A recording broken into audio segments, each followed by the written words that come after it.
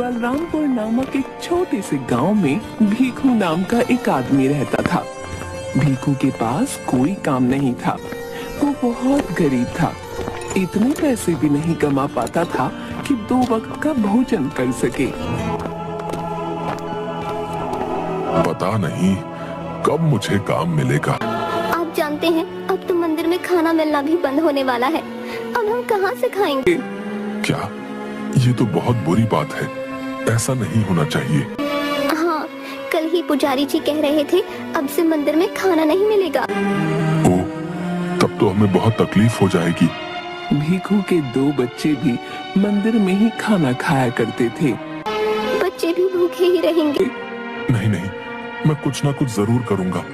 तुम लोगों को भूखा नहीं रखूंगा। अगले दिन से मंदिर में खाना मिलना बंद हो जाता है। सुनिए जी, बच्चे खाने के लिए बहुत जिद कर रहे हैं। क्या दूं इन्हें? भूख तो मुझे भी लगी है। रुको, मैं कुछ लेकर आता हूँ। भीखू आसपास कुछ काम ढूंढता है।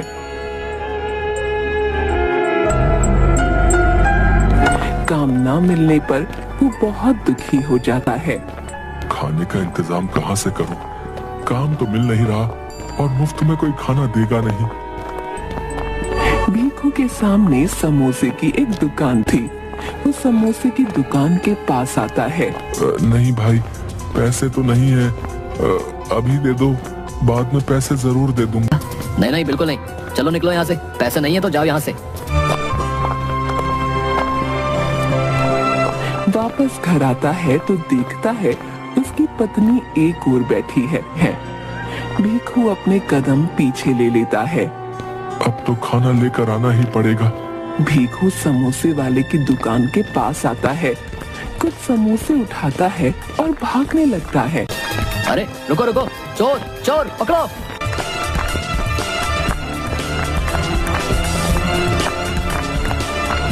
भीखू भागता हुआ घर पहुंचता है। सुंदरी, ये लो समोसे लाया हूँ। वाह, मगर पैसे कहाँ से आए? चलो पहले इसे खाते हैं, फिर बात करते हैं। सुंदरी भीखू और बच्चों को समोसे देती है और खुद भी खाती है। बताइए ना, समोसे कहाँ से आए? क्या करता सुंदरी, पहले उधार पर मांगा दुकान वाले से समोसा, तो उसने मना कर दिया। फिर मुझे चोरी करनी पड़ी। क्या चोरी? नहीं नहीं, ये सही नहीं है। तो क्या करूं? जब तक काम नहीं मिलता सबको भूखा छोड़ दूं? बताओ। सुंदरी भीखू की बात सुनकर चुप हो जाती है। तुम चिंता मत करो, मैं ज्यादा दिन तक ऐसा नहीं करूंगा। भूख की वजह से हर बार भीखू को चोरी करनी पड़ती। वो अब तक सभी से बचता आया था। हे भगवान, मुझे आगे भी इसी तरह बचाना। एक दिन भीखू कुछ खाने का सामान चोरी करके भाग रहा था। तभी दुकान वाला उसे पकड़ लेता है। अब तू नहीं बचेगा, अभी तुझे सरपंच जी के पास लेकर चलता हूँ। दुकानदार भीखू को सरपंच जी के पास लाता है। क्यों भीखू, तुमने ऐसा? सरपंच जी, मुझे माफ कर दीजिए, मगर मेरे पास कोई काम नहीं है, इसलिए पैसे की बहुत कमी है। खाने के लिए भी कुछ नहीं, इसलिए चोरी करना पड़ा। नहीं भीखू, ये तुमने अच्छा नहीं किया। तभी कुछ और दुकानदार सरपंच के पास आते हैं और कहते हैं, सरपंच जी, इसने तो हमारी दुकान से भी चोरियां की हैं, वो भी कई बार। इसीलिए इसे कड़ी से कड़ी सजा मिलनी चाहिए। अच्छा अच्छा, सभी शांत हो जाइए, शांत हो जाइए। सुनो भीखू, तुम इस गांव में रहने के लायक नहीं हो। आज के आज तुम अपने परिवार के साथ ये गांव छोड़कर हमेशा हमेशा के लिए चले जाओ। हाँ। मगर सरपंच जी, मैं कहाँ जाऊंगा? वो मैं नहीं जानता, तुम ये गांव छोड़कर चले जाओ बस। और सुंदरी को सारी बातें बताता है। मगर हम लोग जाएंगे कहाँ? पता नहीं सुंदरी, अब सरपंच जी ने कहा है तो हमें यहाँ से जाना ही होगा। बच्चों को साथ लो और चलो यहाँ से। भीखू अपनी पत्नी और बच्चे के साथ गांव छोड़कर चला जाता है। गांव से तो हम निकल गए, मगर रहने के लिए तो कोई जगह नहीं मिल रही। अब हम क्या करें? ये तो मुझे भी समझ नहीं आ रहा। एक काम करते हैं, हम यहीं आसपास घूमते हैं। रात होते ही हम वापस गांव चले जाएंगे और छुपकर जंगल में रहेंगे। अगर गांव वालों ने हमें पकड़ लिया फिर क्या होगा? ऐसा कुछ भी नहीं होगा, हम सभी छिपकर रहेंगे। सुनो सुंदरी, अब हम यहीं रहेंगे। जी ठीक है।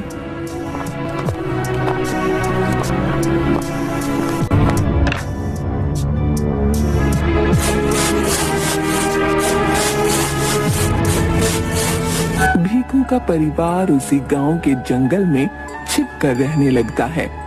पेड़ से फल तोड़कर खा लेता था और कुछ सब्जियां मिल जाए तो उन्हें ही बनाकर खा लेते थे। जंगल में रहकर हमेशा भीखू यही सोचता, काश गांव वाले उन्हें माफ कर दें और उन्हें स्वीकार कर लें। कितना अच्छा होता अगर सभी गांव वाले इस बात को भूल जाते और हमें पहले की तरह स्वीकार कर लेते। पता नहीं ऐसा कभी होगा या नहीं, मगर मुझे यहाँ रहने में बहुत डर लग रहा है। अगर उन्हें पता चल गया तो अच्छा नहीं होगा। जब तक सब सही चल रहा है चलने दो, क्योंकि अभी हमारे पास कोई और उपाय नहीं है। अचानक गांव में शोर होता है कि एक शेर घुस आया है। ये बात भीखू को पता नहीं थी। कुछ गांव वाले जंगल में लकड़ियां काटने आते हैं। भाई कहीं मत जाना, मैं तुरंत लकड़ी काट कर आ रहा हूँ, पता नहीं कब शेर आ जाए। हाँ भाई यहीं खड़ा हूँ, तू लकड़ी काट कर आ। जब से गांव में शेर के आने की खबर आई है तब से सबकी हालत खराब हो गई है। ये भीखू सुन लेता है। वो आदमी लकड़ी काट कर चले जाते हैं।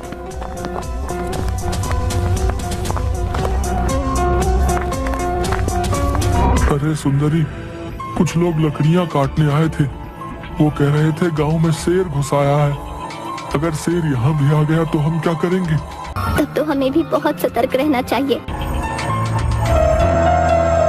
एक रात अचानक भीखू को पैर की आवाज आने लगती है। सुंदरी उठो और बच्चों को भी उठाओ, किसी के पैरों की आवाज आ रही है। सुंदरी उठती है और बच्चों को भी उठाती है। तभी वो देखते हैं शेर उनकी ओर दौड़ते हुए आ रहा है। सुंदरी भागो, जल्दी भागो। सुंदरी बच्चों को साथ लेकर भागने लगती है। शेर उनके पीछे दौड़ने लगता है।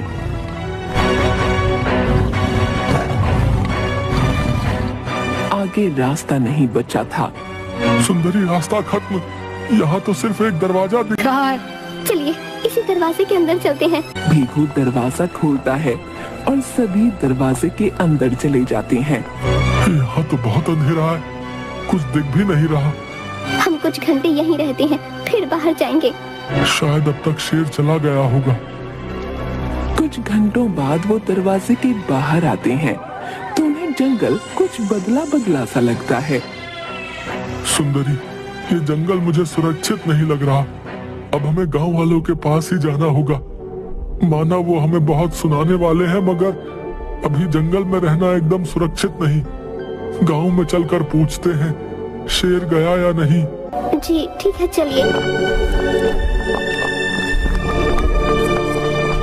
भीखू अपने परिवार के साथ वापस गांव में आता है। भाई जी, क्या शेर गांव से चला गया? शेर? तो गांव में शेर कब आया भाई? हैं? वैसे ये बताओ कैसा चल रहा है सब कुछ? तुम्हें कोई काम मिला या नहीं? ये मुझे कुछ नहीं कह रहा।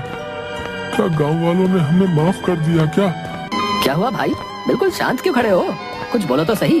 क्या आप लोगों ने हमें माफ कर दिया? माफ? मगर किस बात के लिए? क्या किया है तुम लोगों ने? लगता है गांव वाले इस बात को भूल गए हैं और इन लोगों ने मुझे माफ कर दिया। चलो अच्छा ही है। अब क्या उस बात को याद दिलवाना? छोड़ो, कोई आवश्यकता नहीं। वो खुशी खुशी गांव में रहने लगते हैं। कोई भीखू से कुछ नहीं कहता। सुंदरी, अब मैं चोरी नहीं करूंगा। सुना है सेठ जी किसी काम करने वाले को ढूंढ रहे हैं, वहीं जाकर काम करते हैं। 2 वक्त का भोजन तो मिल ही जाएगा। वैसे भी सभी उस बात को भूल गए हैं। अगर वापस वैसा किया तो सभी छोड़ेंगे नहीं। भीखू और उसकी पत्नी एक सेठ के घर काम करने लगते हैं और उन्हें वहीं से खाना मिलने लगता है और थोड़े पैसे भी। वो खुशी खुशी जिंदगी व्यतीत करने लगते हैं। सुनिए, सेठ जी ने कहा है जंगल से लकड़ियाँ काट कर लाना है। ठीक है, चलो। सभी जंगल में लकड़ियाँ काटने आते हैं। तभी अचानक एक जंगली जानवर उनका पीछा करने लगता है। भागो जल्दी से यहाँ से। भागते भागते वो वापस उसी दरवाजे के पास आ जाते हैं। चलो सुंदरी, इसके अंदर ही छिप जाते हैं। वो उस दरवाजे के अंदर चले जाते हैं और कुछ घंटों बाद उसमें से निकलते हैं। चलो सुंदरी, वापस गांव चलते हैं। जब वो गांव आते हैं तो उन्हें देख सभी शोर मचाने लगते हैं। तुम लोग वापस गांव में कैसे आ गए हैं? सरपंच ने तुम लोगों को गांव से बाहर कर दिया था ना? हाँ, मगर आप लोगों ने तो हमें माफ कर दिया था। कब? हैं? कब? हमने कब तुम्हें माफ किया था? जल्दी से जल्दी ये गांव छोड़कर चले जाओ, वरना सरपंच जी को बता दूंगा। उन्हें वापस गांव से बाहर कर दिया जाता है। ये क्या हो रहा है? अभी तो सब कुछ सही चल रहा था, अचानक इन्हें क्या हो गया भाई? हमें फिर से यही रहना होगा। पता नहीं गांव वालों को क्या हो गया है। कभी वो हमें माफ कर देते हैं, कभी भगा देते हैं। तभी उन्हें किसी ऋषि के मंत्र पढ़ने की आवाज आती है। वो ऋषि के पास आते हैं और वहां आकर वो ऋषि को सारी बातें बताते हैं। अच्छा, तो तुम लोग उस दरवाजे के अंदर गए थे। मैंने उस जादुई दरवाजे को अपनी शक्तियों से बनाया था। मुझे किसी चीज का परीक्षण करना था, इसलिए मैंने उसे बनाया था। मुझे नहीं लगा था उसके अंदर कोई चला जाएगा।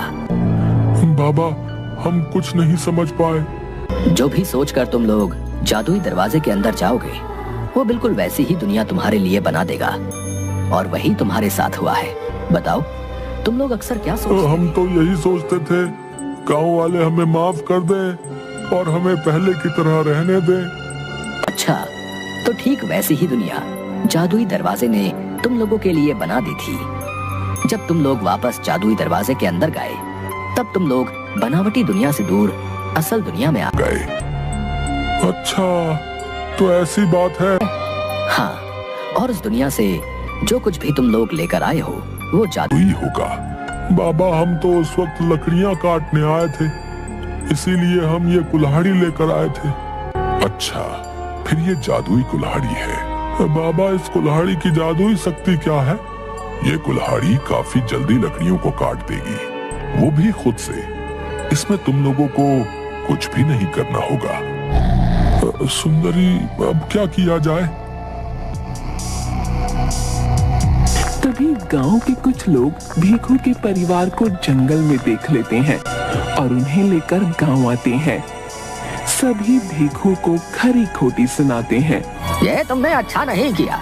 जब मैंने तुम्हें गांव से निकाल दिया था तो तुम वापस क्यों आए? इसी बीच भीखू सोचता है कि क्यों ना जादुई कुल्हाड़ी का इस्तेमाल किया जाए। कृपया शांत हो जाइए आप लोग। हमें इस गांव में रहने दीजिए और मुझे माफ कर दीजिए। मैं अपनी गलती का प्रायश्चित करना चाहता हूँ और इसके लिए मैं गांव के सभी लोगों के लिए मुफ्त में काम करने को तैयार हूँ। कौन सा काम करोगे तुम? हैं? सभी के पास जितनी भी लकड़ियां काटने का काम होगा वो मुझे दे दीजिए। मैं जल्दी से जल्दी आपका काम करके आपके घर पहुंचा दूंगा, वो भी मुफ्त में।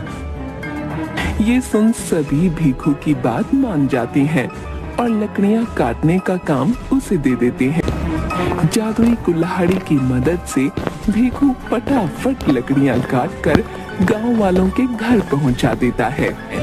इसके बाद से यही भीखू का काम बन जाता है। अब सभी उसे पैसे देकर लकड़ियां कटवाने लगते हैं। भीखू हमेशा के लिए चोरी करना छोड़ देता है और इसी काम के सहारे पैसे कमाने लगता है।